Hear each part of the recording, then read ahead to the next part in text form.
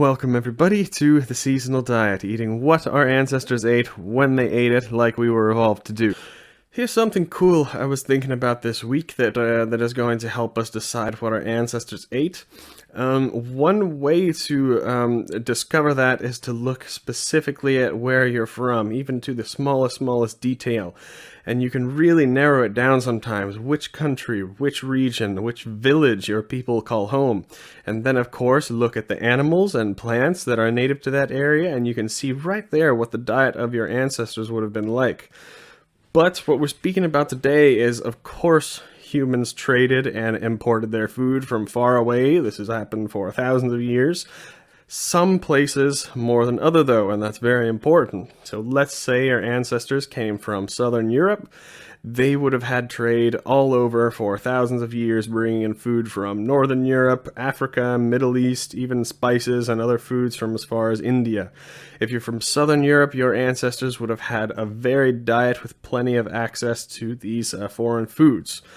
As we get to Central Europe, Germany, France, Netherlands, England even, not so much. Of course, they did trade, often with the Romans, and they would have had for sure some access to foods from the Mediterranean and beyond, but it would be to a lesser scale.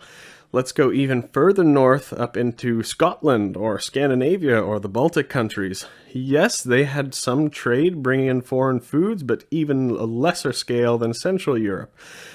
But even when we go there, we can narrow it down and see how close your ancestors were to trading centers, for example. My family is from Larvik, as far back as we have records, so this was the old settlement of Kaupang.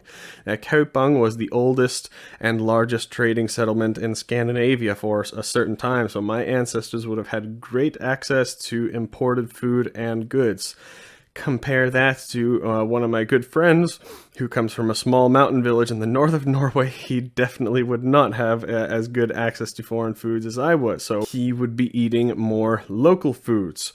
Another example, if you're maybe Scottish and your family's from just north of Hadrian's Wall, you were total badasses and defended your lands from the Romans, but even your ancestors would have traded a little bit with Rome and got some imported goods.